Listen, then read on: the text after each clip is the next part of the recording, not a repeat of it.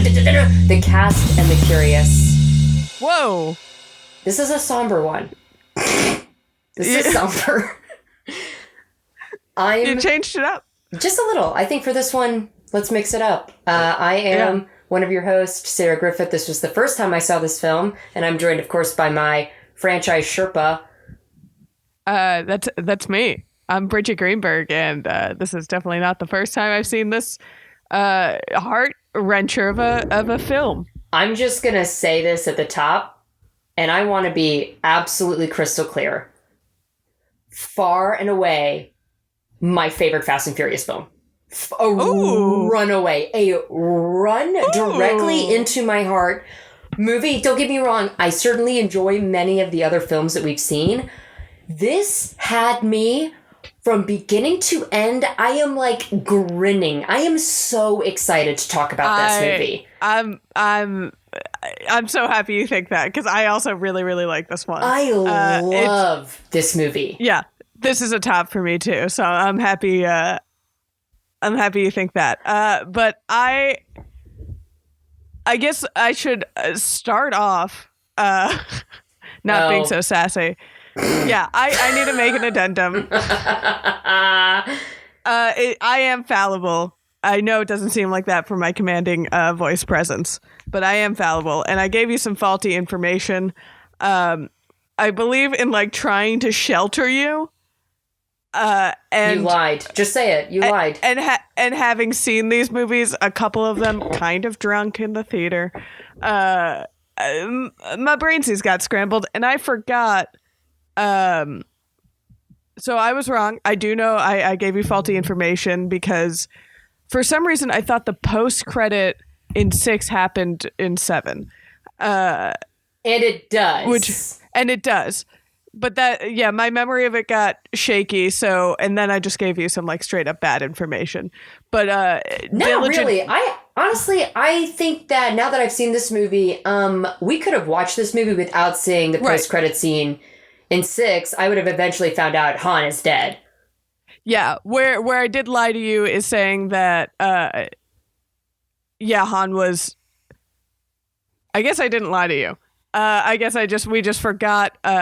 People will tell me otherwise online, I'm sure. But no. The official order of things is Tokyo Drift happens kind of simultaneously between 6 and 7.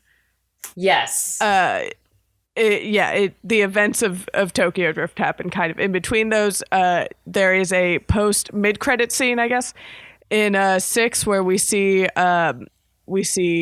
Jason Statham Shaw come out and is the one behind killing Han. Yes. Which then kicks off the events of this one. So Han was dead. And also Tokyo Drift, because he calls Dom, and then that's what gets Dom to Tokyo, which is the ending of 3. Which is the ending of 3. So now the timeline has been fused together, finally. And can I just say, within the first 20 minutes of the movie, maybe this is part of the reason why I'm like, I love this movie, because this is a Star Wars film. It is out of order. It retcons. There's a secret family member. It's all over the place. Yeah. It is a delightful mess. I loved it. I really love this movie. I love this movie. This is the best one. Is great. This movie does a lot of things, both for the franchise and just like as its own movie. Yes, just it's doing so much and manages to keep most of it entertaining. Sarah, can you just take us through this movie? Give us a rundown. No, I am thrilled to walk you through the plot, because everything you just said about like this movie's doing a lot. I have to be completely honest. That's how I felt when I got through 6.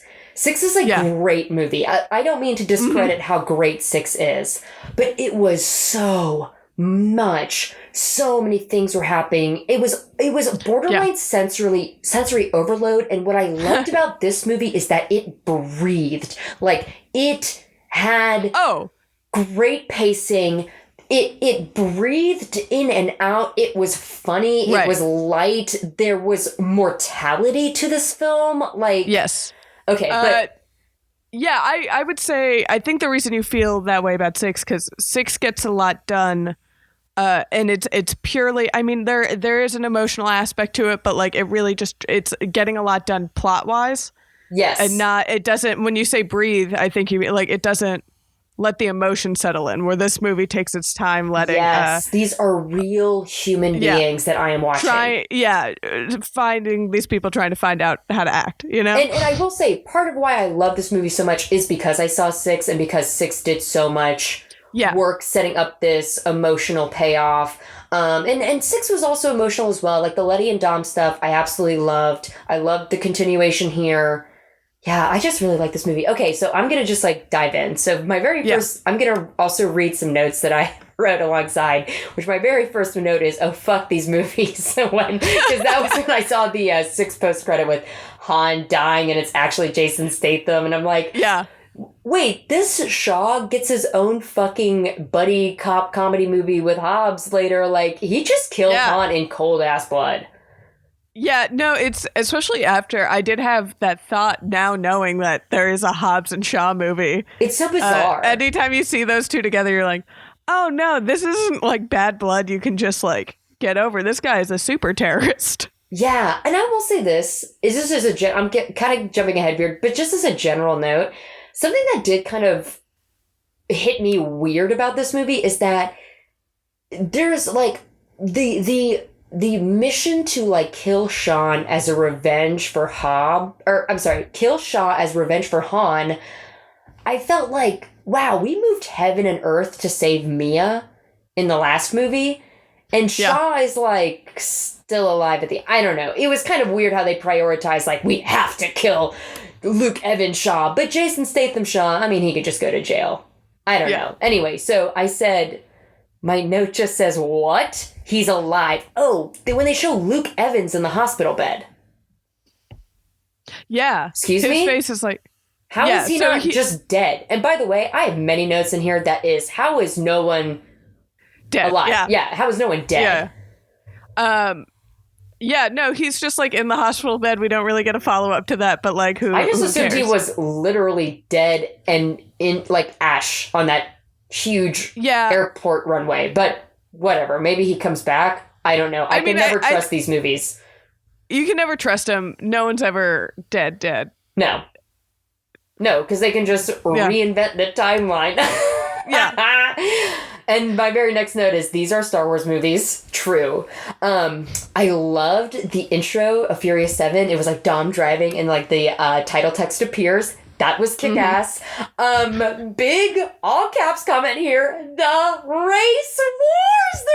We're back, baby! The race wars. This movie came out like 2017, right? Right. Yeah, no, they did. Race wars! The Race Wars did no rebranding at all since 2001. Oh my God. No fucking And God way. bless them.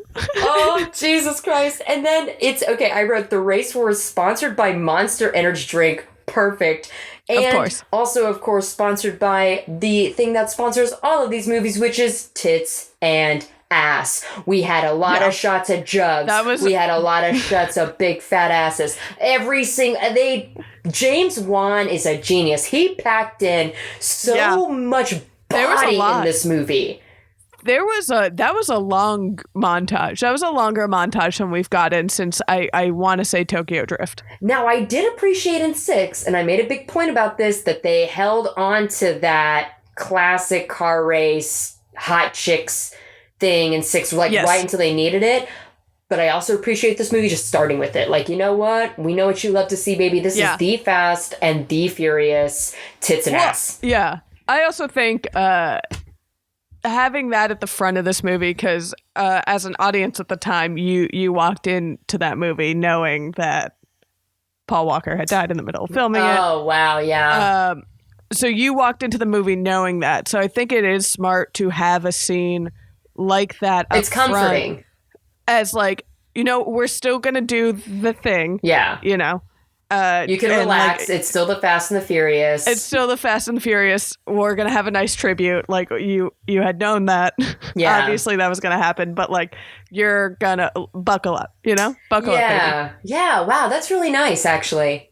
Because more than once, I did think like, wow, I would be seeing this, probably like midnight at the Chinese, probably with a huge audience, and like what that energy must have been. I mean, I saw them in Philadelphia where everyone was drinking and yelling in the theater, which is also a really fun way to see this movie. I think it's the way to experience. That's how honestly, that's how I watch this movie.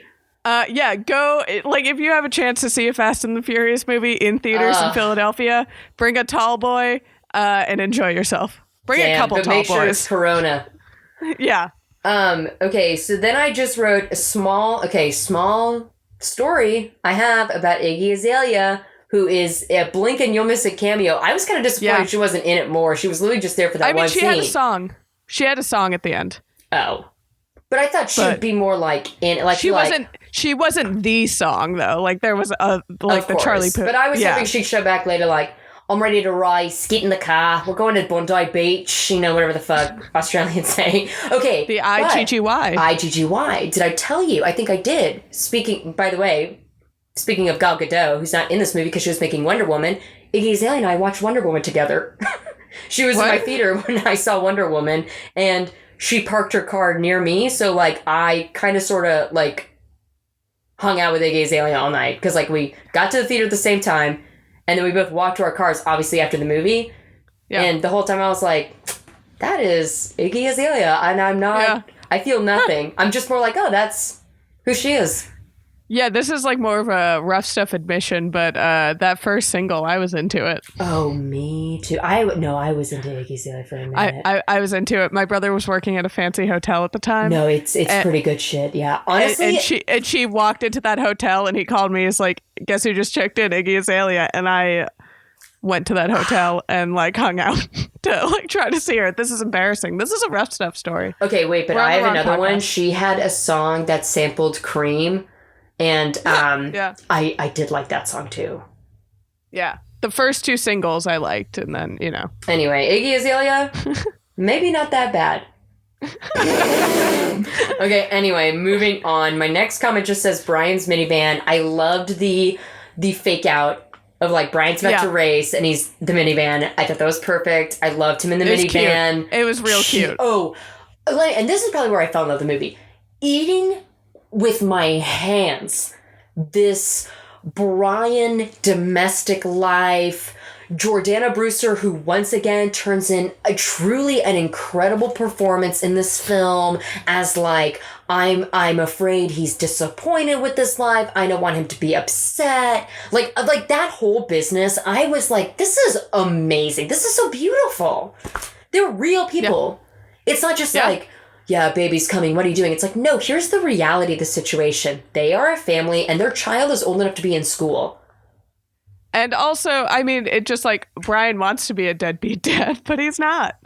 Yes, I just, and we talked about this with Vin last week, but both of them Vin and Paul Walker have this great tough guy with heart of gold quality that like, we love to see the big bad guy. That'd be a total softie. You know what I mean? Like, it's just so...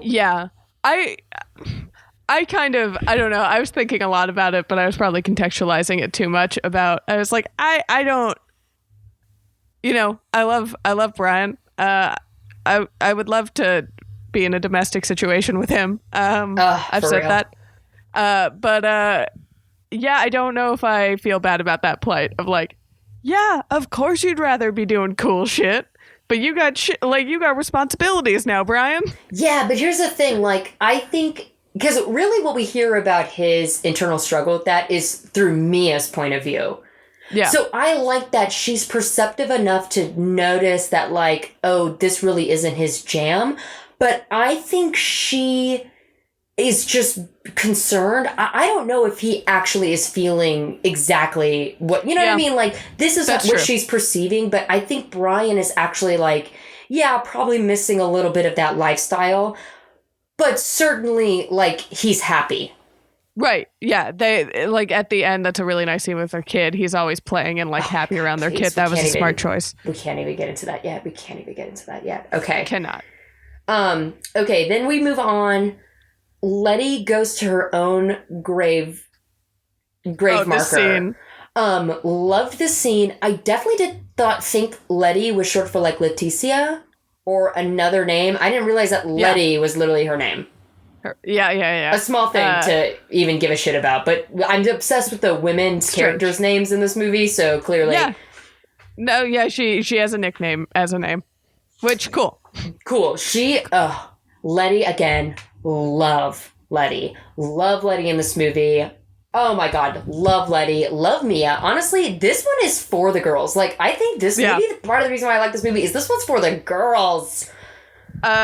Yeah, no, Letty does a great job. The graveyard scene made me laugh when I first saw it because it was just like when Vin whipped out the fucking hammer to destroy the stone, and then also he was coming to desecrate a grave. I guess because they did wind up catching Luke Evans Shaw in the last one, they are not fugitives anymore. But there was a time where I was like, is Letty did she fake her own death then? Because like the legalities,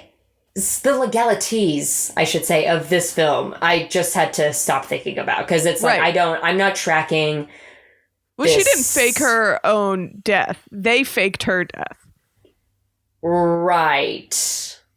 So she lost her memory, and they were like, you and Luke Evans Shaw was like, you work for us now, and I think his operation faked her death. Okay. Well, and I guess any death certificate she may have had, like, Hobbs must have just, like, delete. Yeah, probably. I don't know. I'm not going to waste time on the semantics like I have in the past because the other movies was all about semantics. This is just heart. This is heart. This movie is heart. I think we did skip over a part where we see Hobbs in the... No, this is after, when we see Hobbs in the hospital for the first time. Oh, girl, we haven't even gotten to the explosion. Hang on. I'm sorry. Whoa. We are leading up now myself. To... I wrote here, Hobbs and Shaw only man whisper to one another. I don't know if I just haven't noticed this before, but I felt like this movie was really heavy on like the, you know what you gotta do? Yes. Yeah, absolutely. Like, it was a lot of ADR. Okay, that was a note I was gonna make, is that all the dudes in this film, it doesn't matter who they're talking to, they talk with the urgency of taking out Osama bin Laden. Like when Vin Diesel talks to The Rock's daughter in the hospital. It's the same tone. It's the same tone he uses for like, we're gonna save the world. Yeah, and I appreciate Vin Diesel's Iron Giant voice, but like definitely like every fucking scene. Like if two of these actors are in person speaking to one another, 10-1, they're not actually hearing what the other person is saying. Oh, no way. They are standing, although they are standing like in each other's ears whispering. It is pretty close. The other technical note that I really noticed, so what I'm talking about now is, so Shaw, not Luke Evans, Jason Statham, fucking hell. Yeah. Okay, Statham Shaw has broken into the FBI. I don't even know wwhere Hobbs works. Like, what does he do for a living? Whatever. He's a government agent. Yeah. Elena's got a new haircut. This is where I first noticed it, but it followed me the rest of the film. The camera never, ever stops moving and panning and craning and zooming and spinning. And the camera tricks, Jim, too many. It gave me fucking vertigo at times. Seriously, like I could not imagine watching that on the big screen. And I think you notice it more in this movie because they jump especially, I mean, it happens in fight scenes across all movies and you'll find it in any movie, but they jump the 180 line so much and so unnecessarily in this film between cuts, and that's why it's really jarring. Okay. If you don't know what the 180 line is, viewers, ask Abe. He knows. Okay. Well, you have a better, I think, eye for that sort of thing. Just Holy fuck. Okay, so I thought the first time they did like the follow the performer rollover with the camera trick with The Rock in this fight scene was cool, but they literally did it again at the end of the movie, and it was like, you can only do that once. Yeah, they keep doing it. It's a cool trick, but that fight scene though, that Statham Rock fight scene. Okay, this is what I want to talk about. The fucking fight scene. First of all, Dwayne Johnson is somehow bigger than he was previously. Yeah. He looked it just massive. Yeah. Massive. Is not human. The fact that it has taken 7 movies for them to put Dwayne Johnson up against Jason Statham is, you know what, actually, no, that makes sense, because these are this is Vin's movie. But fuck, man, what a combination of, like, apex action stars. Yes. Whooping each other's ass. Oh my god, absolutely annihilating each other. The fighting is so good all throughout the movie too. Loved the fighting. Everyone is so quick in this movie. Like, that is the thing. These fights are everyone's so fast and like chopping at each other. It's so good. So good. When he flips him through that glass table. Love that. And then even when Statham gets the piece of glass and then hits him in the thighs, like, oh, fuck, dude, that's so brutal. Yeah, you're like, that guy, that's why he's so great to watch. And I think why the fight scenes get elevated in this movie, too, is because Statham's character is like, you don't know what he's going to bring to a fight. And Jason Statham himself is, like, insane. Yeah. Insane. Yeah, you don't know what this character is going to bring to the fight. And it's not like Jason's, like, he's a cut, ripped, scary-looking dude, but he's not huge. No. He's not like a huge behemoth like The Rock. So Jason seeing him Statham has like a crazed look in his like face. It's really hard to pinpoint what exactly it is, because he's not like, he's an all right, like, he's a good looking guy. Like, I don't mean to say that like he looks off, but like there is some kind of fire in like those really icy blue eyes that it's like, dude, I don't know what you're gonna do next. He's a kind of scary guy. He has like a really his brow like a really deep. It's got a great brow. Yes, that's it. That is totally it. I just want to say also, this movie loved an explosion. It was bang, bang, boom, every fucking place you looked, and that first explosion. Yes. Yeah. Okay. First of all, no one survived that explosion. This is the first time I wrote down no one survived. I wasn't actually a fan of the Dark Knight, Batman and Maggie Gyllenhaal fall into the hockey puck. Yeah, like the fall. You're talking about the car, because like Maggie Gyllenhaal and Batman survived that one in the Dark Knight because Batman's batsuit absorbs the fall. It's just Dwayne Johnson who absorbs the fall. And then we see him in the hospital, and he has a cast on his arm. No, sir. He is in a medically induced coma, minimum, and he's on life support. No fucking way. Full body cast. Inspector Gadget, full body cast. And also, Elena is landing on a surface The Rock being that surface, that is harder than that car. That man got no cushion to that point. Wait. The explosion is definitely a hard place to be in. Would you say Elena's in between the rock and a hard place? Let's end it here, you guys. This has been I love this movie, and that's a wrap. I love this movie. Yeah, and then I also, I think actually we got it. Oh, you know what? I did jump about a bit, but whatever. We kind of touched on, we already talked about Dom and Brian and Family Man Brian and how good that was. More insane explosions. Just insane. Yes. That house, how they have like a wide shot of like the house on fire and the apartment next to it completely unscathed. Completely fine. The property damage in this movie is more than we've seen before. And that's saying a lot. The body count and property damage. It's like a Godzilla film. It's truly devastating by the end of the movie. Yes. A city has been devastating. If that actually happened, it wouldn't be that far from where I live, and I would be I would be running. I would be on foot running. Literally, the first movie opens with Brian O'Connor doing donuts at Dodger Stadium. Yeah. He's like tearing up and down Vince Scully Ave. Yeah, but people do that all the time. Sure. I certainly pull donuts in there when I'm getting my fucking COVID test. Yeah. Anyway, I have a note here that says, who the fuck got kids? Because all of a sudden, Dwayne Johnson is a father, Hobbs has a daughter. Yep. That was new information, right? Yeah, I think so. I don't know. I'm never surprised when The Rock shows up with kids because he's such like that's his image. He does have such a dad energy, yeah. Yeah, that's kind of like part of his image is he's a dad. And on the flip side, every time a human being appears on screen and says lines, I'm like, who the hell is this? Yes, that is very true. They introduce people with such a shock. Yeah, the daughter didn't surprise me as much as it did. It felt right. Our boy Dom. It felt very right. I loved the dialogue in the scene where like The Rock is saying like, look, Shaw's back in town. We've got nothing on him. And that's what I'm telling you as a professional. But his family, you get that son of a bitch. Oh, I think actually The Rock said some bitch. Did you hear that? Because I think the choice. Yeah, I have a very keen ear for son of a bitch. Because I think their actual choice should have been, you get that son of a bitch. But he said, you get that son bitch. And I was like, ooh, Dwayne, are you from the South? Like, that was a very Southern way to say it. Yeah, son bitch.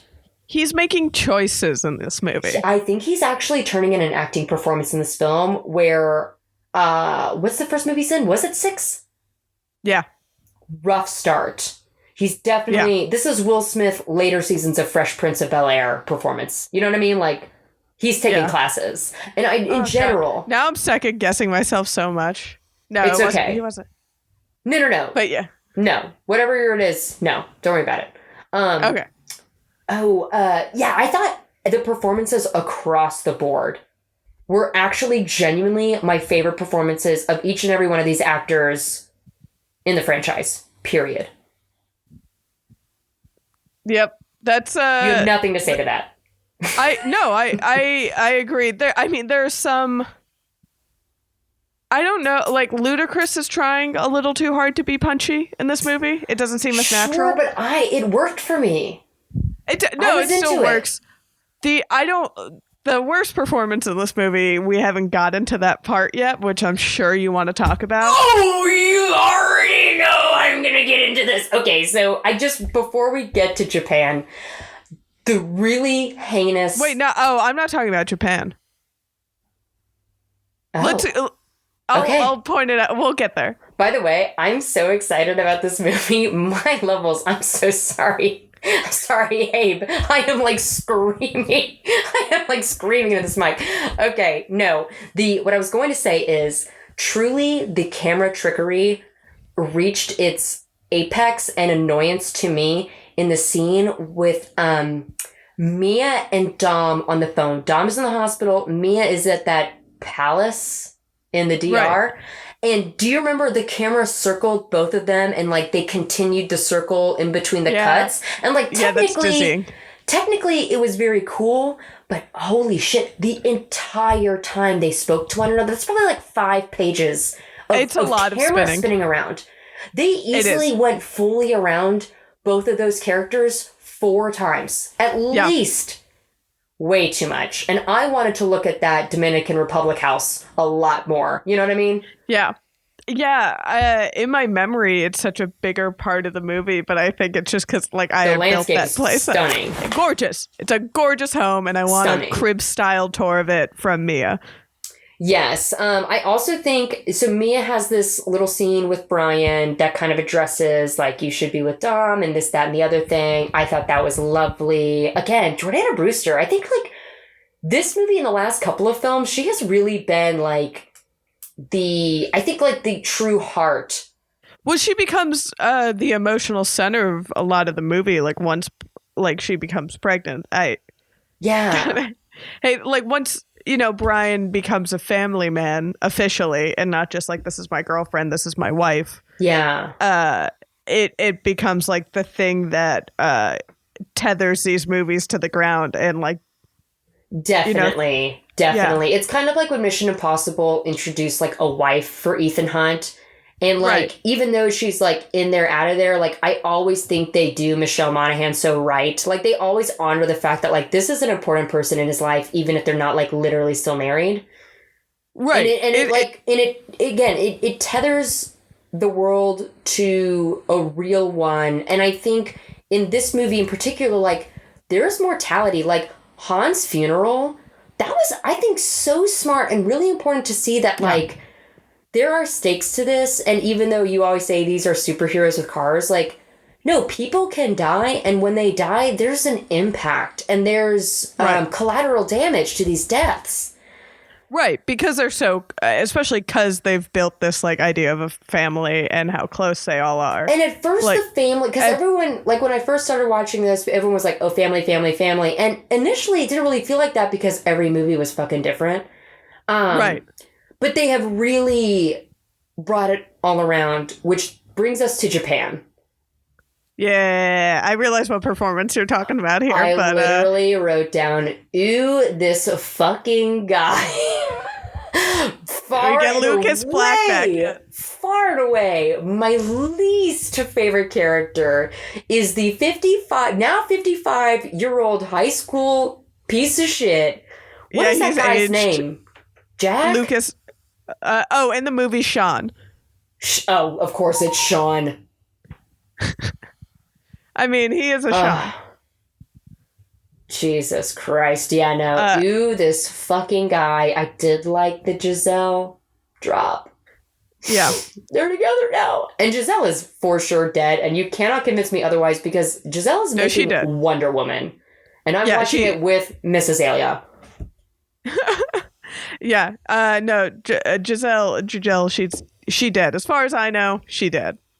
If she shows up in F9, though, I will be so happy. Oh, my God. But if Han's not there, I don't want it. Actually, if Han's not there, I don't want it. It's Han and Giselle. My OTP. Forever. Jahan. Jan? Jahan? Hansel? Hansel Christian Anderson. Ooh, that is my jam, though. That is my fucking jam. Yeah. My next... So we go back to America to bury Han, which I'm now realizing how weird that is. Yeah. I don't know where Han is from, because isn't his last name Soul? Hey, girl, it's unclear where he's from, so I don't know. I thought that with this movie too, and I was just like, know what? Sure, that's where his family is. Whatever. Because my very next note is Grave Race.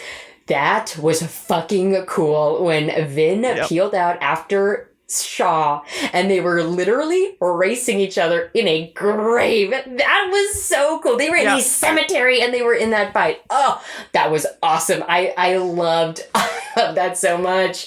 It was so dramatic, like right at a funeral, like they got to tear ass through a cemetery. Yeah, it doesn't matter. This is for revenge. This is in Han's name. Oh, I also wrote down a little funny play on words here. I said, Shazarati. Okay, let's move on. Okay, Shaw was driving a Maserati. A Shazarati. I thought he was driving an Aston Martin. Oh, I promise you, that first car was a Maserati. Okay. That was a full Roddy. Either way, I award you no points. Okay. My next note also just says, I love James Wan. I do. That's a general note. I love James Wan. No, he's great. I saw Aquaman. That's the only other movie of his that I've seen. And I was like, wow, I really loved watching this bad and deranged movie. And yet I truly enjoyed myself. Like, that Aquaman, maybe that's the next podcast. We just watch Aquaman like 30 times. They talk about Aquaman. 15-minute increments. Is in Aquaman. Do you know that? No, I actually do not know that. Julie Andrews plays an octopus.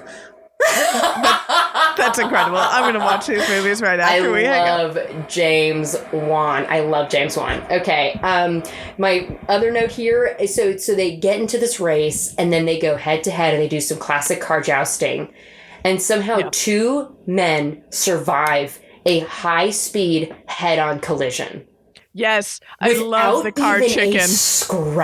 Without even a scratch. The car chicken is so good. So good. And none of them are going to turn. There is so much broken glass in this movie. And, I don't even think a character in this film has ever gotten stitches.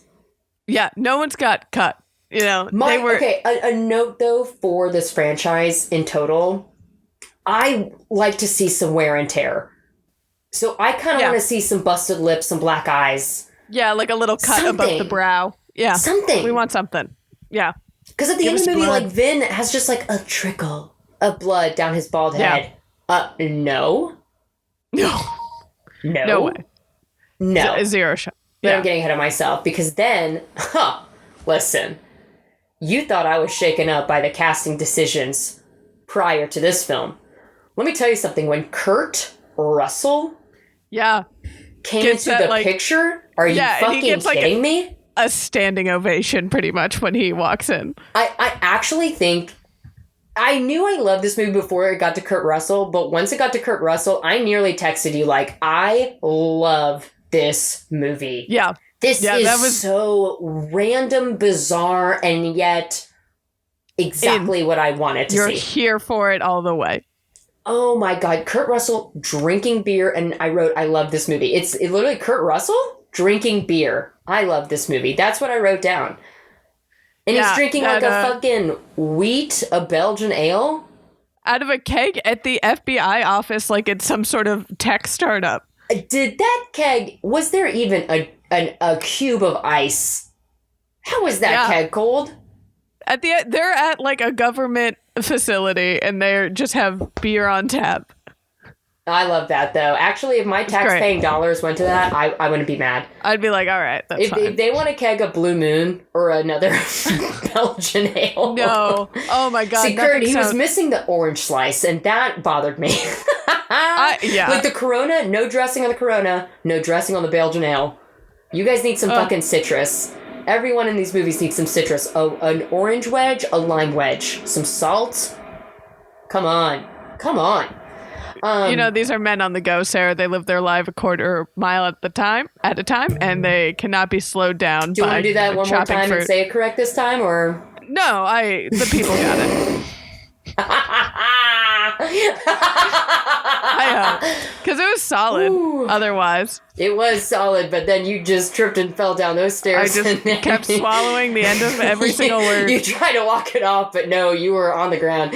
Okay, so then we bring in the team, and of course I love a good assembly, and they didn't make a big deal about it, but they were just like, look, it was a subtle one. You wanted our team, and then boom, they were all there. Yeah, it's, you know what it is. Like, you know the deal. I have to say, one of my favorite people in this film, and really in all of these films, Roman, I think, is actually like the logical core of these movies, because I feel like he is always the one that is like, hey guys, checking in. This is fucking insane what we're doing. He is a ridiculous voice of reason, which is like the amount of voice of reason these movies need to have. I mean, between him and Luda, they are kind of like the audience stand-ins. Yes, they are. But yeah, in this movie, I feel like Tyrese, as like the comic lead in this movie, really works. Yeah, I Roman and Tej, and I finally figured out Ludacris's name is Tej, which I think I knew that before, but they say, okay, another thing I loved about this movie, for real, everybody addressed each other with their character names, and I was like, thank you, God, for hearing my prayers, because this has been the one fucking thing. They literally hold a photo of Gal Gadot up and they say, Giselle. I'm like, thank you. Who the hell are these people? Tell me more than once. Yeah, you really needed a name check for everyone. Holy shit, I need like a fucking pop-up video guide that comes up that's like, this character first appeared in Fast and Furious and Fast 5. It is, I will be the first to admit, it does get hard to keep track of. Oh my God, impossible to keep track of. So we got the team, Roman coming in hot with like, listen, the last shit we did was insane, and I'm not doing anything even close to that, but of course he does, and it gets worse. And then, oh my God, how much do I love Letty when it's like, by the way, like, you know, we've got one more, and Michelle Rodriguez is there, and even though she previously like, Dom, I gotta go my own way, she comes back and she says, your team is now complete. Oh my God! I loved that! I love that. I love her. Yeah. And that scene, they also, like, when they're pointing what each other's roles are out, or someone, when Ramsey is pointing everyone's roles out, and she just goes, Mrs. Alpha. No, yeah, Mrs. Alpha. I wrote that down. Yeah. Mrs. Alpha. And I was like, that's not enough. But I like kind of rolled my eyes at that. I thought it was funny, but I was like, no, bitch, she is the alpha. I don't know if you know this or not, but she is Dom on such a fucking string that is literally the plot of Fast and Furious. Yeah. Literally. Yeah. No, I didn't like that moment, but what else could you call her? Mrs. You know what we need to call her? That bitch, because that is what Letty is. Oh my god. We've literally like not even scratched the surface on this movie. I love this movie. Okay, so they're like, this is where the Fast and Furious movies literally always lose me. And it's in the exposition. And I did with the first round, with Kurt Russell explaining, like, look, Shaw's people have captured this person, Ramsey, who is this elite hacker. Mm-hmm. She is working on technology similar to what we see in The Dark Knight that like can hack into any piece of technology to track and trace people. Right. Yeah, you can tap into like any CCTV. So obviously Shaw wants her because Shaw is on a revenge kill mission for his brother's coma. Yeah, I mean, I think we can call it death for now. Oh, God. This better not be one of those fucking things with the end of the Fate of the Furious is like Luke Evans comes back. Don't say anything. Don't even look at me. Honestly, I don't want to know. These fucking movies. So I understand that. And we'll get to it.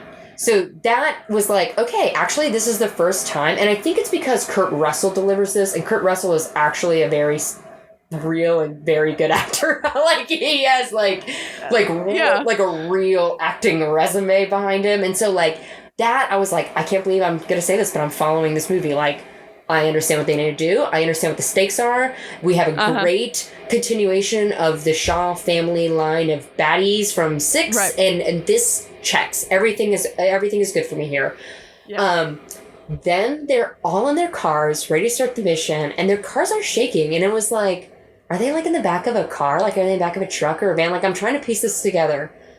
The laugh, the roar that came out of my mouth when the fucking cabin opens up and they are on a plane and they are about to drive out of a plane and parachute down to the ground inside of their cars.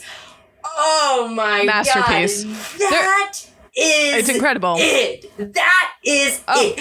I don't give a shit about the cars jumping over the bridge or the tunnel shit or remember when these movies were about stealing DVD players? All of that shit looks stupid because that was fucking dope. Now, I will say this. Dom says no more funerals. This movie, and knowing the background of like Paul Walker, this movie is like kind of about death in a way that like at multiple times made me nervous because I wasn't sure if Paul Walker had finished filming it. So there was actually a few times where I was like, please don't let this be Brian gets killed right now. He did not finish filming it. And that is something I knew going into the movie. So he is either in a lot of scenes, I know his brother body doubled for him. And then there's a lot of like face CGI, which I think was at its clearest at that end shot. Yes, I also kind of picked up a weird CGI-ish feeling in the Mia and Brian scene when she's talking to him and like this, because they were doing a lot of over-the-shoulder shots. Yes. In a way, and at one point it did look a little bit like there was, but then I was like, I might be reading into this because I know what I know. You know what I mean? Like I wasn't sure. That's I know, because I remember thinking that, like having that thought process when I was going through the movie. I knew he didn't finish filming. I knew he was. He's in a lot of the movie though. He's in a lot of the movies. So like, and every time he was in peril, I was like, oh, are they gonna? I didn't know what they were gonna do with it. But that scene with him on that bus thing, Oh, that scared the shit out of me. So we're getting to the bus. But I was gonna make the comment I was gonna make about death is that like Dom famously says like no more funerals, and with that said, they completely without consent launch Roman directly out of a plane. yeah, that is fucked up. But, and they're like, "Come on, Roman, are you scared? You freaking out, man?" It's like, yes, and he should be, and why aren't you?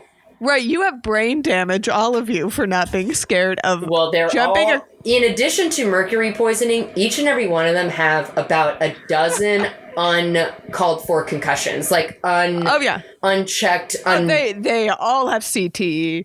Oh my God, really, really bad. I wrote here Kurt Russell is no help because they start driving and then we see like Kurt Russell can see another car is coming and I thought he would radio someone like, hey, you got company, but no, I guess they find out soon enough. So they're driving after this van and they're getting Ramsey. This whole sequence I thought was so fucking cool. The driving was cool. The fighting was cool. Whoever the like Asian guy henchman was for Shaw. Incredible. Amazing. That guy was incredible. I wish I knew his name. So good. That fight between him and Brian where Brian gets to do his favorite move of surf the car. Yes! And then he jumps into the armored vehicle. That fight is wild. And then he gets locked in. Incredible. That has to be so good. I loved what's her name? Missandei on Game of Thrones, right? Love her. Her real name's like Natasha Emmanuel? Yes. Something like that. Natalie Emmanuel. Natalie. She's great. I love her. She was amazing in this movie. She's a great actress. And she has the bad like this movie falls into like we're hacking. This is what hackers do. I'm a hacker. Yes. Has the hack started? Have you finished the hack? The hacking. Yeah, I could probably go without the word hack like 5 or 6 times in the script. They could have just like, let's not say hack anymore. Yeah. Something we don't else. Need to talk I really liked her presence as like a normie. Like she's not a super soldier. She's not a driver.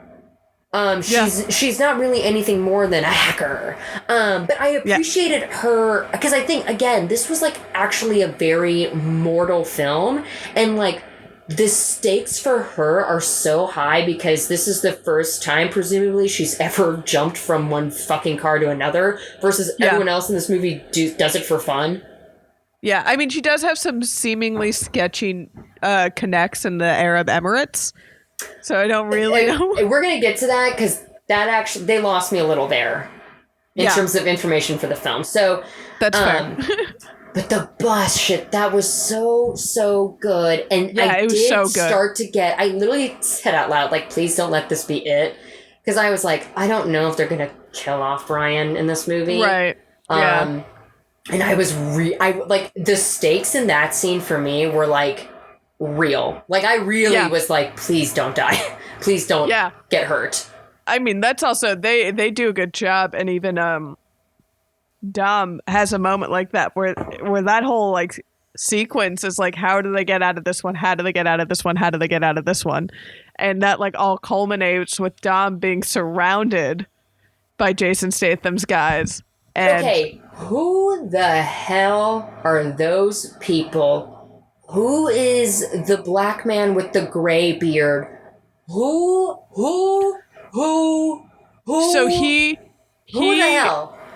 Again, was he in another movie? From my understanding, he is a terrorist who wants to get the God's Eye. The God's Eye technology. I understand that. So the Shahs were like mercenaries for him to get that technology. When did we learn that? That was part of, I believe, Russell's speech.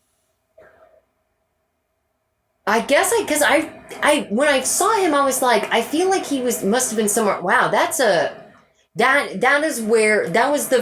was the thing that kind of got me tripped up because I was like, because then Shaw later was like, the fuzziest. Shaw later says the enemy of my enemy is my friend, And I was like, oh, well, clearly they are two people with this common goal, but who are not necessarily working with one another, but they are because they share a common goal in this instance. But who the fuck are these people and where did they come from? Yeah, it is just the plot mechanics of action movie. What is that character's name? Oh, man. Yeah, that's a good point. Did they ever say it? It's classic mechanics of, action movie where, like, to move the plot forward, you're just like, I don't know, terrorists, guns, drugs. Yeah. We got to get them. Yeah, I guess. And that's you kind of have to roll with it, but it does, especially in this one, get confusing. But that is, my understanding of the film is these Shaws were working to get the God's Eye for that terrorist. Sure. I'll take it. I love this movie, so fine. It's great. He was very menacing, and right out of the gate, we knew these were bad guys that we didn't want Dom to be captured by, so, I guess I didn't really need to know anything more than that. Yeah. And then Dom drives off a cliff. Yeah.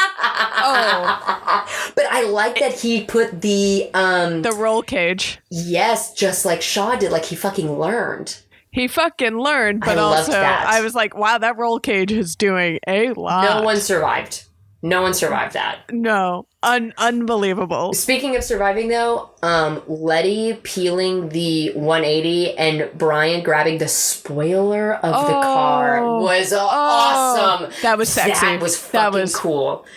Yeah. Oh, that was so fucking cool. And then she was like, are you good? Like, yes, exactly, Letty. Yeah, like, get up. Brush it off. Walk it off, kid. You're fine. So good. I will say, I will at least give them the credit of at least Missende, like, wore a helmet. You know what I mean? Like, at least there was, like, that much of, like, look. Yeah, she was scared. This is going to be rough. We are driving down a hill, Thelma and Louise style. Yeah, I wish they grabbed hands. Oh, yeah, my comment here is how anyone is still alive is beyond me. Because the parachute car shit alone. No. Did nothing. Just no. Roman Ex Machina coming in at the right time. They may as well just have flown. They may as well just have fucking flown. Yeah. But it's great. It's so cool. All of it is so cool.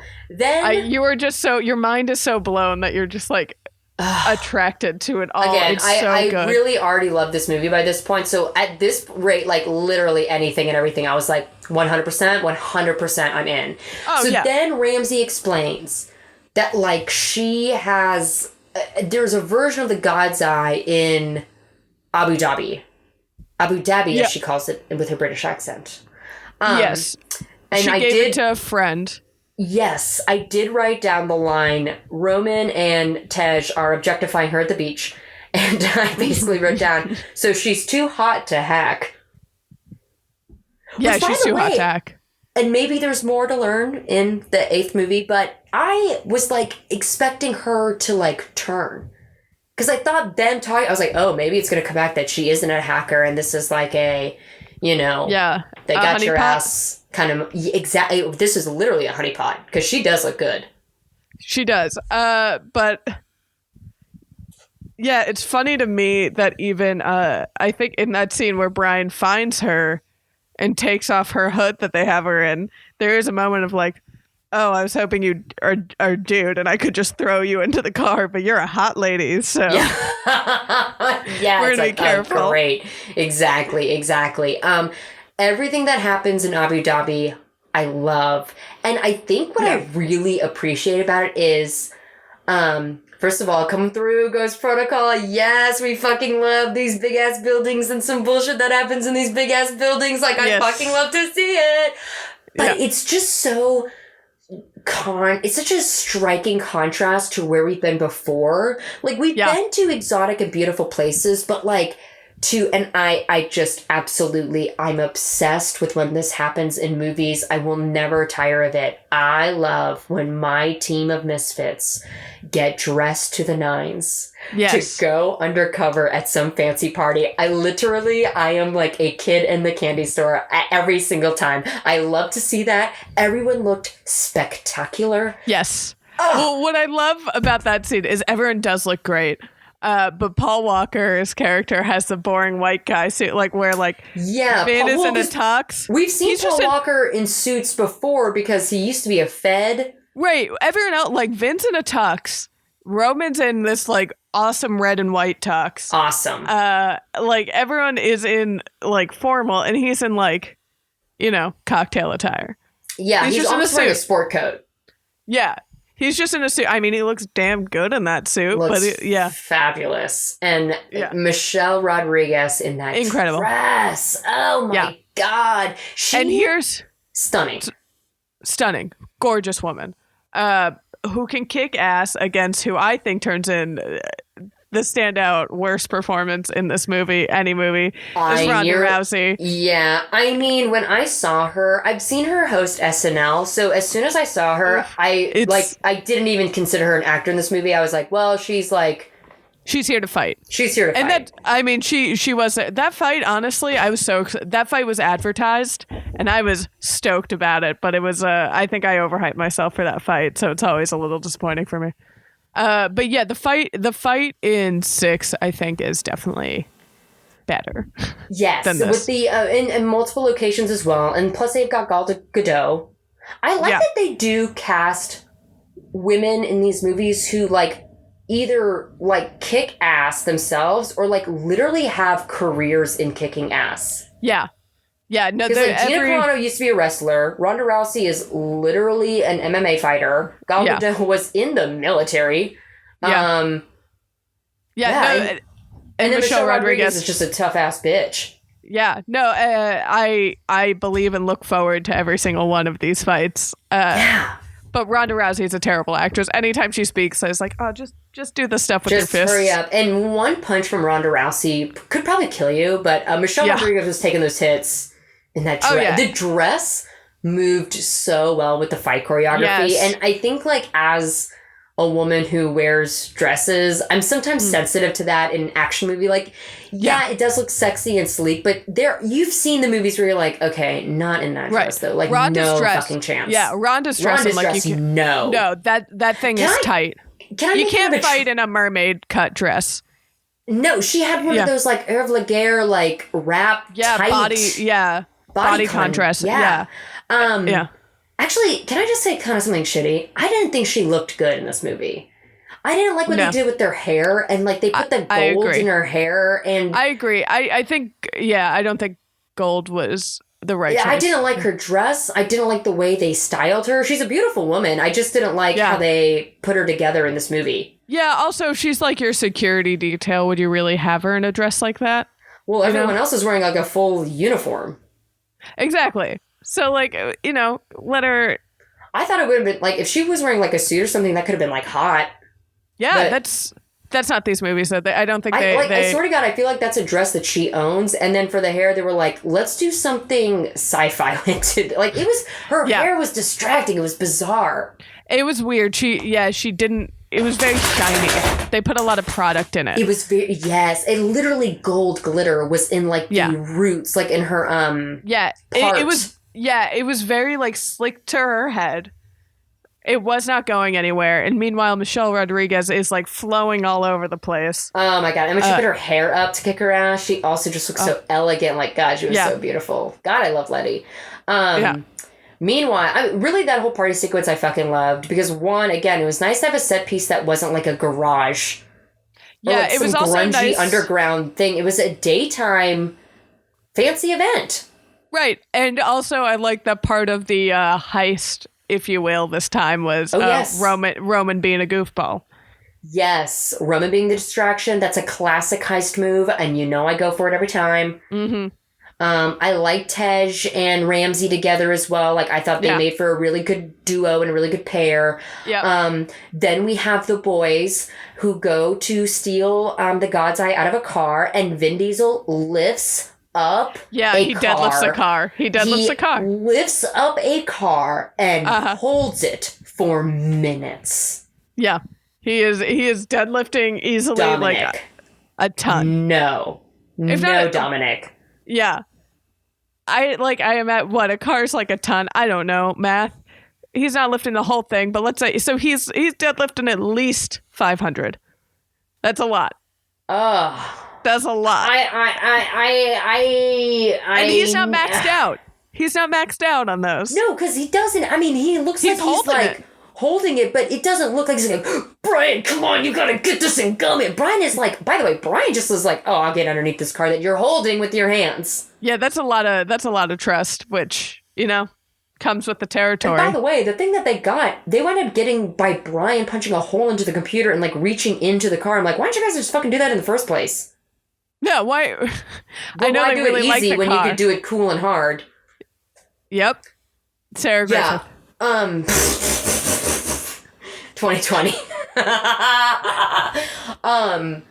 Yeah, so then like shit starts to the fan as it does. Again, everything, I think like it was just so colorful and bright and just so different from what we normally see in these movies. That car jumping those buildings is unbelievable. Oh, so good. Chef's kiss. Chef's kiss. On the floor. Not from one, beginning not two. To end. 3 buildings. That was amazing. Buildings. Was amazing. And then tucking and rolling out of the car. And Brian saying, cars don't fly, cars don't fly. It's like, well, you just parachuted out of a plane with a car. Yeah, so, no, I did think that. So it was actually, a cute nod.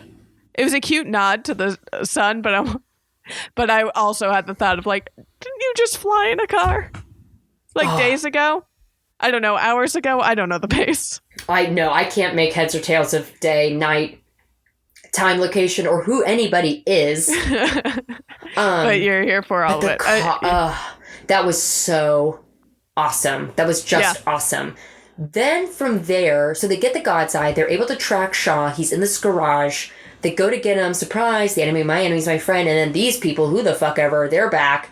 They start to shoot out. I begin to write down Kurt Russell is useless, but then I write down, or maybe he's kick-ass because he's got the fucking, not UV ray, the infrared glasses. Yes. And starts popping. Yep. Bam, bam, bam, bam, bam. Comes in useful. Hit. Yeah. That was cool. And you know what's cool about this movie? Like, they could have, I mean, maybe not. Maybe not. But Kurt Russell could have been in this more, potentially. But I like the amount of time that he's in it. Because he leaves the scene at that point. And then it just gets to be a Fast and Furious movie again with, like, Vin and the boys. Yeah. It's a pretty long movie. I don't know if we want to take stuff off the cutting room floor. I'm sure they have more footage with Russell, but... Oh, no. I think Russell's in it the perfect amount. Yeah. That was perfect. I agree. Yeah. You would have liked to see him maybe just do a little more action and less exposition, but Again, twice I wrote down Kurt Russell is useless. Yeah. But it was good to have him there. It's good to have him there. Definitely good to have them there. I do know this much. I know Charlize is in the next one. And I'm excited. I'm looking forward to that because I'm hoping she has a Kurt Russell-esque place in it where it's like she's here, she does the business, and then she's like, so long, adios, cowboys. And then they somehow, yes. So whatever, Charlize will figure that out. Kurt Russell, though. He's like, so long, fellas, my ride is here, goodbye. And then Dominic is like, well, we're going to take this fight to where we know how to fight. Whatever the fuck he whispers. Yeah. Back in Los Angeles. Hell Perfect. Yeah. I love when they are in LA. Yes. Hometown. I love this strategy of that, too, of like, listen, if they're going to hunt us down and kill us like dogs, they're going to be doing it in our fucking backyard. Because we know the LA streets better than anybody else. It's a Home Alone theory, you know? Come at me, bro. So cool. Yeah. And also, downtown Los Angeles, for those listeners who have never been, is a nightmare of streets and tunnels and like overpasses. I was under the impression it was a trafficless free oasis where you can just drive as fast as you fucking want, wherever you want to go, baby. Yeah, no cars are over there. At one point, they literally name-dropped 3rd and Spring, and I was like, get the fuck out of here if you've ever driven faster than 15 miles per hour on 3rd and Spring. Well, they were talking, and I clocked where they were. I was like, distance-wise, like 2 blocks away. But every time I've driven that route, It's taken me 30 minutes to do that. I'm hysterical because I've made a wrong turn and now I'm stuck on a one-way street. A 6-lane one-way street somehow. And then there's like car commercials that are... Have you ever been down there when they're filming a car commercial? Oh my God, constantly. They close the streets, yeah. And right, then they wet the streets cool down. Underpass. Yeah. Yeah. And they have that cool underpass that we see and everyone shoots under. But since we're being really inside baseball about this, everyone who's listening to this podcast, including you, is probably familiar with How Did This Get Made? Sure. I am, yeah. So they I'm sorry to talk about another podcast right now, but they have a bit where they base this off of a movie that Jason Statham played, like an American Los Angeles character. Like he tried to ditch his British accent for like... Oh, no, yeah. Angelino. So they do this bit called like Jason Statham Angelino, and like the whole Jason Statham in LA is like, oh, I'm gonna go get me a Dodger dog down at Dodger Stadium and then go to Whole Foods and anyway, I was like, oh yeah, Jason Statham back in the streets of LA, the place he knows better than anywhere else in the world. Tearing up downtown LA. Like, none of these people have been to LA before, and yet they have like a fucking chopper and Shaws in a fucking car. It's just insane. It's gratuitous. Yeah. The camera is moving so much. Oh, but it's beautiful. It's so good. Gorgeous. And then, so there's two really nice moments that kind of mirror one another. So they figure out they're just going to play. Literally, they're like, we'll just play hot potato with Rams. She's like, what? Yeah. And it's like, yeah, we'll just play hot potato. And then like they move away from the conversation, even though like literally that's what they do. But they move away from it to move to a Letty and Dom moment where he gives her his necklace. I thought that was so beautiful. I fucking love them together. And this is the first time in this movie that I was like, oh, fuck, I'm going to lose my shit at the end of this film. Mm-hmm. The scene between Brian and Mia on the phone. Oh, yeah. And I was just thinking for Jordana Brewster, like, when did they film her side of this phone call? And, like, what must that mean for her? I imagine that they filmed it after. I imagine that scene was put in. But Brian is also on the other end, so it's not like it's a completely artificial thing they added, but... I think it's a CG. Wow, really? I think. I would put money on it. I just kind of figured, like, well, Jordana's at that set in the Dominican Republic, and every time that we're in that set, she's not standing next to Paul Walker. Like, she does have that scene with Paul Walker, technically in the Dominican Republic, but that's just an interior garage. Yeah. Yep. So I was thinking, like, because I also am aware of, like, scheduling, like, I just don't know when that fell on the shooting schedule for them. Yeah, but there's no way we can... and I mean, it doesn't really matter because it's a great performance regardless. Yeah. I was just thinking, like, this is where I was thinking, like, wow, if I was in the theaters watching this, because for me, I mean, of course, like, the touchstone I always talk about is Star Wars. But I think truly, like, I wasn't a big Paul Walker fan when he passed. But I sure as shit know when Carrie Fisher passed away. And how I literally grieved. And watching The Last Jedi and that scene between her and Mark Hamill. And there's the line, no one's ever really gone. And it's like, fuck, this is, like, really kicking my ass now. And that scene with Mia, and she's like, and he ends like, I love you, Mia. And she says, don't say that, like, say literally anything else. And it also kind of crushed me because they mentioned the sandwich. Mia was like, you came in and you ate that terrible sandwich. I was like, oh, tuna on white. Tuna on white, no crusts. Can I ask, is that like a thing within the fandom? Because people have tagged me in things that say like tuna, no crust, or tuna on white, no crust. I am always surprised when I see other people pick that out. Because I thought that was just something I noticed because it's my first time watching and I was just looking for things to laugh about. I mean, but I guess, but it kind of seems like everybody is in on that line. Yeah, I think we all kind of, I guess, I didn't realize, I mean, I never talked to anybody else about it, but it is certainly like something I clocked. But I am surprised to see, like... I didn't realize it had, like, iconoclast attached to it. Like, I just thought, like, we joked about it, but that was it. I am surprised every time I see merch about it.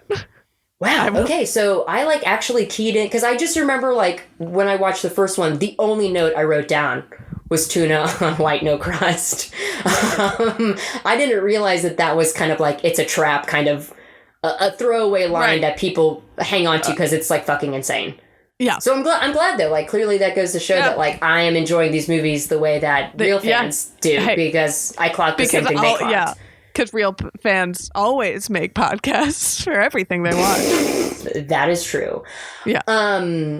Okay, so then we enter our third act, the big final set piece, this hot potato chase in Los Angeles. Amazing. I really don't even want to break it down like moment for moment because it really is, it just unfolds it's so dizzying. Beautifully. Yeah. And also that, Ramsey survives getting tossed between cars. Ramsey is thrown from car to car to car to car from the minute we meet her to like the last second. I've tried to throw a water bottle from like a passenger seat of a car into another car, and it has not worked. I don't know how you do it with the dive in between the two cars was like kick ass and incredible. Also no, no. Incredible, this whole thing. And then we would be remiss if we didn't talk about my favorite part of this entire franchise is The Rock flexing out of his cast. It's my favorite moment in this franchise is The Rock flexing out of his cast. I should have hated it. I really should have. And I want to say I love Dwayne Johnson in this movie. I loved Hobbs in this movie. And I think because they only put him in a little bit, and I think that's correct. Yes. Just the taste of Hobbs. And I like that he's the one that comes in at the very last second to kind of save the day. Like, I like when an ensemble piece is like, remember that character that seemed like he was down for the count? Dun, dun, dun, dun. He's back with a gun and a fully healed arm. Yeah. I'm shocked they didn't have him ripping an IV out of his arm. I'm sure they did that, and I just was so distracted by the cast breakout. I'm going to be honest. That's the cast and the curious. So recently, a couple of years ago, I was in a full arm cast, and I was only in it for 2 weeks. Bending, like when you get out of it, obviously flexing out of a cast is one thing. When you get out of it, your arm is stuck like that for another like 2 to 3 weeks. You can't straighten your arm. It is incredibly painful to even attempt.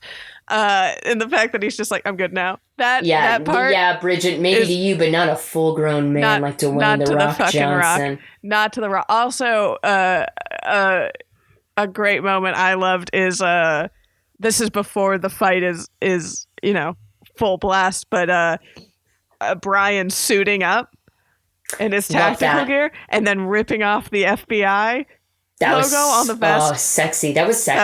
That was sexy. I was also noticed in this movie more so maybe than the other ones. Brian actually because he does it in the first one. That's how Dom finds out he's a part of the feds. But him immediately going into medic mode on like people who've been knocked around and like, hey, are you okay? Do you remember your name? Like, how are you feeling? Do you feel nauseous? Do you feel cold? Like, I actually like to see that because again, like this movie, despite the fact that they fly, it still feels very mortal. Yeah, it's about people who care about one another deeply. Yes, but the fact that death is actually an aspect to this film that it really hasn't been before. And again, it's really Han's funeral that sets that tone. Yeah. It's unfortunate that in the real world, there's kind of that shadow on this film. Right. But I honestly, like, even without that, it really is a movie about like life and what it really means to live. And we kind of skipped over this, but Dom and Brian have that great scene that's like, you missed the bullets, whatever, but it's like, we're just chasing what we think life is. You actually have found it. Right. And I loved, Dom said something like the most daring thing you've ever done is be a good man to Mia. I really like that. Yeah. He was very good. He was great. A great big brother in these films. Vin Diesel. I always love Vin Diesel in these movies. I genuinely think he's a great actor. Maybe this is his best work in these movies. Yeah. his conversation with Mia at the very beginning of the movie at the house. I was like, that. And I was like, wow, that's just a good big brother who really cares for his little sister. And I wish my brother would say that to me. Oh my God. But what I like too is that like there is a very easy trope that these movies can be stuck in where Dom is constantly giving Brian shit for being with his sister, or there's an animosity there, or maybe there's kind of a tension of like, hey, just remember you're talking about my sister. But it really never is like that. And I really don't even remember that being in the first one. Because I remember we joked like, yeah, Dom, you're just letting this guy like fuck your sister. But like, no, because Dom can see that like Mia really, really likes Brian, and vice versa. And also like, and he wants them to be happy, and he respects that their space. He respects his sister. He respects them as a couple and them as people and them as their family. So he's not gonna like get in the way of that. Vin being like, I mean, the alpha, but like the dad of this family. I think especially in this movie, like the care, the empathy, like when he's like, we're gonna go on a hunt, but it's like, this isn't their fight. Like, I'm going to do this, kind of like that. I don't need to endanger them any more than I have. But of course, they're going to like be with Dom. Of course. We're a little jumping around the finale of this, but like there's also so much to talk about because this. There's so much to talk about. This finale. Let's skip to the part, the final Statham Vin part where he stomps in the ground. The street always wins. Okay, everything about that fight. First of all, if that fight was happening concurrently with the hot potato car chase and shooting the plane down and everything like that, they are fist fighting for 40 minutes. Oh, for a long time. And again, more great fight choreography of them coming at each other with the wrenches and it's a Star Wars movie. It's a fucking Star Wars movie. That was my Duel of Fates. Yeah, it was because you see like sparks fly off the wrenches. Oh my God, I was so into that. Again, I wish I could have had them be a little bruised up and bloodied. Like, I would have liked to have seen them. Well, they didn't really hit each other during that because like if they hit each other, they'd be knocked out. They would be killed instantly. But then again, maybe not. In these movies, they'd be knocked out for a little while, I think. For sure. I liked the... before they even got to the fisticuffs, the fact that, like, Vin popped a wheelie and, like, landed on top of Shaw's car. Like, fuck you, dude. I don't know how a car pops a wheelie, but I want it. That was fucking cool. That was fucking cool. That whole fight is crazy. They get to I thought, like, the guys in the helicopter were just going to shoot Shaw and Dom point blank, but they shot them from behind to disrupt the structural integrity of that garage. Yes. And then, of course, Vince stomping in the ground. What is also, I think, great about this movie is that these feats of, like, super strength, I think, come at the end of the movie when you're already so on board with cars jumping out of a plane. They ease you into it every single time. That it's, like, fun. Yeah. It's like, whereas maybe if it was earlier, I'd be like, give me a fucking break with this. Yeah. I just realized how I'm sitting on camera. No one can see you but me. I know, but it was not. I like had my feet up on my desk. You were getting a show. Anyway, you didn't ask. Yeah, no, but that was fucking kick ass. And then the plane, they turn their attention on Dom. Again, I love a really restrained use of Nas, and they use it right at the end of the movie to launch Vin up to the sky. The grenades come back, which I thought that was very fucking clever. The Chekhov's grenades. He has so many of them. So many, and now it's coming back in a really critical moment. Uh-huh. I like that Hobbs actually got to take that final shot. I thought that was cool. Again, like, Hobbs in this movie, I really like more than I ever have before because it was like a tasteful amount of Hobbs. Right, and he was working with, like, they needed him. In the other movie, he was kind of against them and a thorn in their side a little bit. Yeah, kind of a pain in the ass. In this movie, he is just like, he gets it. Yes. He gets what this is about. He gets the family. He gets the bond because he's seen it. I mean, he literally saw how they Gal Gadot literally died to save Mia. Like how they all just were like, no question, we're going after Mia. Yeah, no, it's very clear that, I mean, in this universe a little bit even, but like if The Rock grew up with these guys, he would be in their crew. 100%. And also the fact that we know he's a father as well. I think it's a little bit more clear that oh, so he really does understand these stakes. Yeah. And it makes sense retroactively. Well, I guess Mia's not oh, no, Tokyo Drift. No, Mia she has a baby in 6. That baby is fully born. Yeah. Okay, yes. Or is she pregnant? No, it's born. No, born.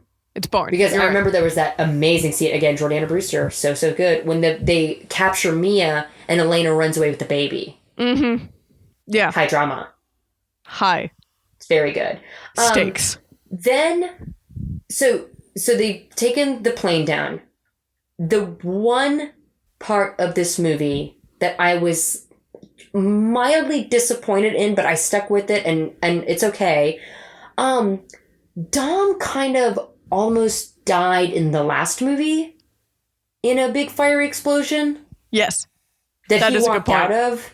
The fact that we are again in a place where it's like, is Dom gonna make it? I wasn't. Right. I was like, are we really gonna do this again? But then the payoff is we learn that he and Letty eloped. Yes. Which I thought that was really sweet. I do like, she does it twice, and she does it the same way twice. Michelle Rodriguez is, I remember everything. Oh, I did not care for how many times she said that. Everything. She like it was. I did not. So some of the, I think actually like that scene was a little clunky for me, honestly. Like, and I love Letty. I love Dom. I loved it together. I love like what happened, how it was presented. I think could have been cleaned up a touch because also again, she really hits. Yeah, she really hits the everything. This also isn't anyone's fault, but it did. I was a little bit like, oh, I kind of wish Brian had like the big moment in this movie. Yeah, I think, and he does have some really, really great moments, but kind of the climax being about Dom and Letty again. Like I also love because I love them, but there was a part of me that was like, deserved because you want that because you get it. But I feel like we got that flavor in the last movie. I mean, we didn't get her, being a full member of the team and remembering everything. She's still that is true. That is true. A little like we needed to get her reset her to, the Letty from 1 through, I guess, middle of 4. That is true. Again, like it doesn't change how much I love this movie. It was just as I was watching it, I was like, did we do this one already? Like this seems familiar in a way that everything else is still pretty new. Yeah. It's funny because to that point, I was thinking I just said 1 through the middle of 4, but she's not in 2 or 3. So we're setting her back to Letty from 1. Yeah, in 4, she is in like flashbacks and... Well, no, she dies in 4 in the middle of the movie. She's like working with the FBI. Like Brian pulls her in. But do we see a lot? Does she have a lot of screen time in 4 is what I'm having difficulty remembering. Kind of, but not, past the 2nd or 3rd act. Well, I mean, she's definitely not in 2 or 3. That's for goddamn sure. Yes. Hardly anybody is. Yeah. Although thank God for Roman. Thank God. Thank God for Roman. We got Roman out of it. But yeah. And so that's that. And then we move on to, I did such a good job because I really was, and I talked about this last time, but I was kind of nervous to watch this movie because look, it's been an emotional year. I'm very vulnerable. And I was like, God, is this movie going to like totally destroy me emotionally? Yeah. And it got me pretty good. I had a nice cry at the end of this film. Yeah. But it's really sweet. It's sweet. Really beautiful. It is really beautiful. And I think it honors Brian, the character who we have come to know and love. Right. It honors the cast. It honors the curious. No, but I like that all of them had their moment to say a piece about Brian, but really they're talking about Paul Walker. Yeah. And Paul has a family. I don't know like how many kids he has or if it's close to what we see with Brian and his son on the beach or obviously I don't know that much about the man's personal life. But it felt like this is a very complete homage to an ode, really, like to the character, to these people in the fictional sense that actually felt real and respectful. And then also these real people who have truly bonded and have become sincerely great friends making these movies. and how like Paul Walker's family is also in turn their family as well. Like I do have a memory of like Vin Diesel posting something about Instagram about like Paul's wife and kids, like they're like my wife and kid, like his family's my family, and we're all going to take care of each other. And it wasn't like cry porn. It didn't have to put its foot on your neck. No, it didn't like press buttons. It just kind of, this wasn't like an emotionally manipulative Pixar movie that just absolutely beats your ass to death with tears. Right. It was genuinely a very nice, well done tribute. And I was, the whole time I was watching this movie, I figured they were going to do something, but I was honestly nervous because it's not like, these movies often show restraint or sensitivity. Yeah. No. Yeah, exactly. But like I was so, happily surprised that like we had this really nice moment at the beach in that beautiful race scene, and then those nice little flashbacks from the montage. I thought was spot on. I thought that was totally necessary and spot on. It didn't feel clunky. It felt because I felt like with that beach scene, that was a little bit like almost like the curtain was going up and we were leaving the facade of the movie and just seeing these real people. And this is how they would really speak about Paul Walker. This is probably like really a conversation they may have had. And I like that the film kind of let you into like, hey, but seriously, folks, like, the reality, and so do we. So let's not bullshit each other, and let's honor our friend Paul. Right. And have a nice, like send off to his character and, his memory. And you can tell, nice. Like, that wasn't like a studio note. That wasn't somebody who was like, oh, you have to do this, that, and the other thing. That was probably them saying, this would be nice. And we should do it like this, and it should end with them driving. I love the car following Paul's car into the sunset at the end, too, the way they split off. Yeah. It's just really nice.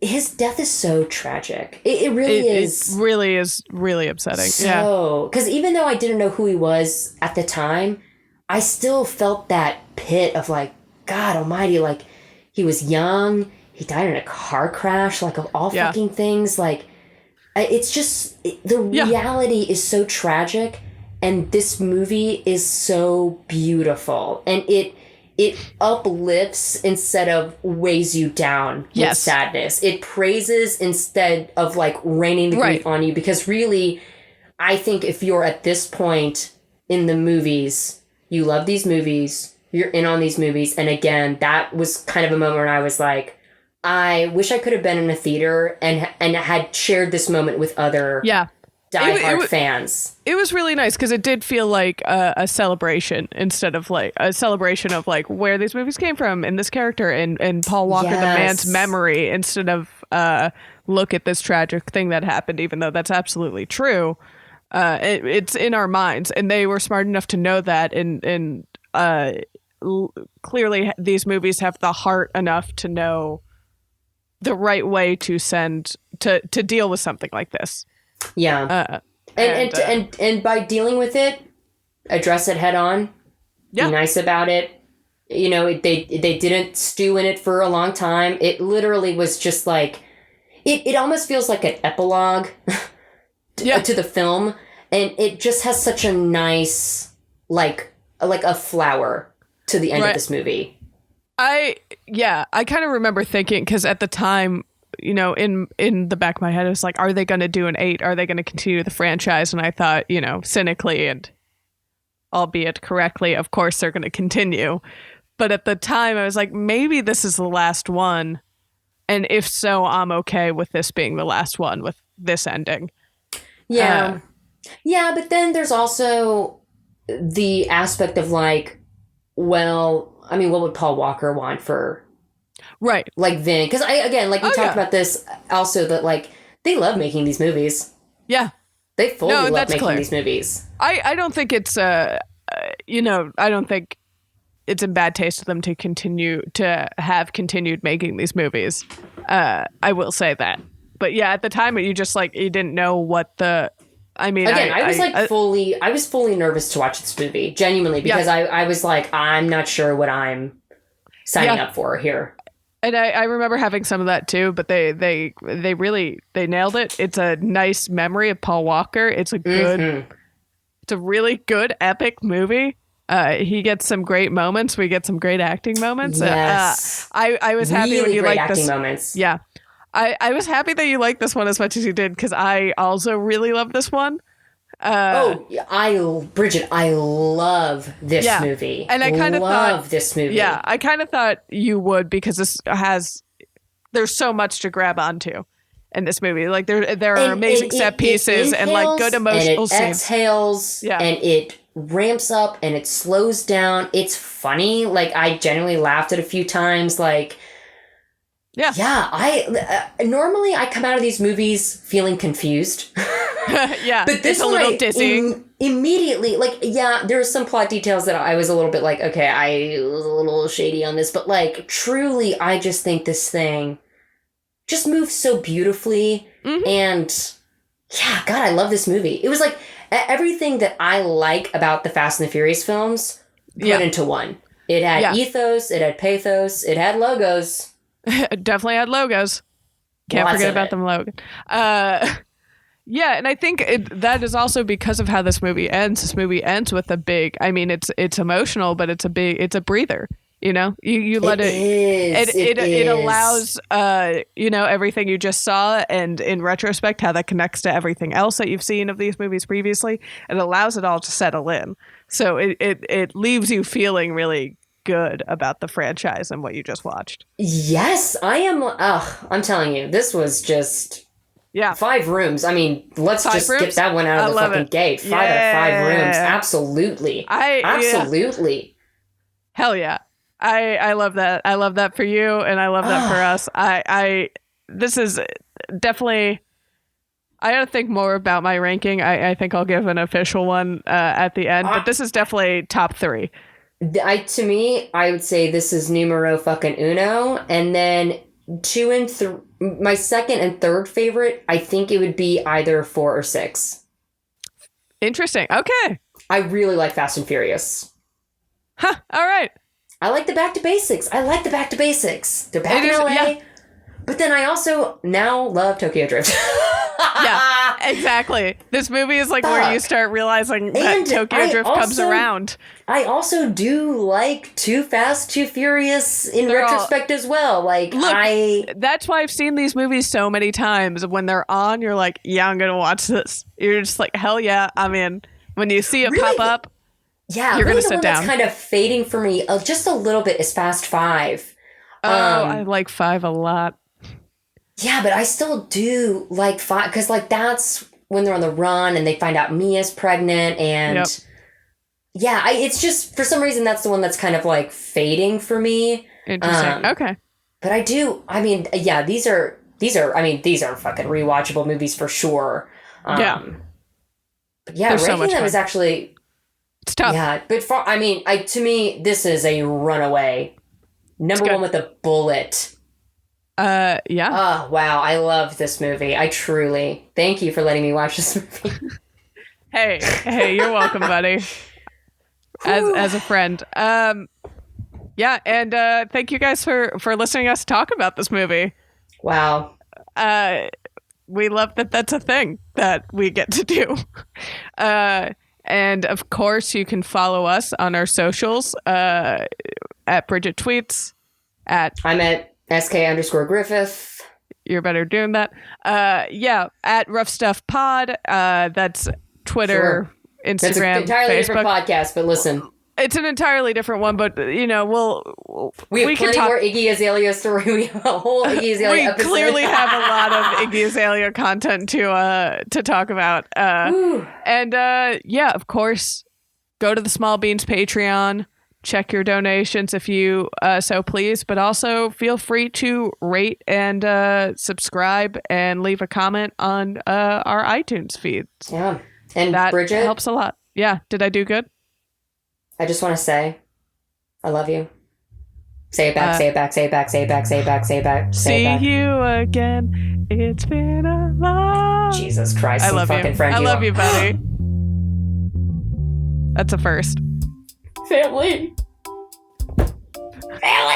This has been a Small Beans endeavor. We're a bunch of pals who make podcasts, sketches, music, web series, and movies. The beans always have new ideas percolating, so make sure to check us out at patreon.com/smallbeans.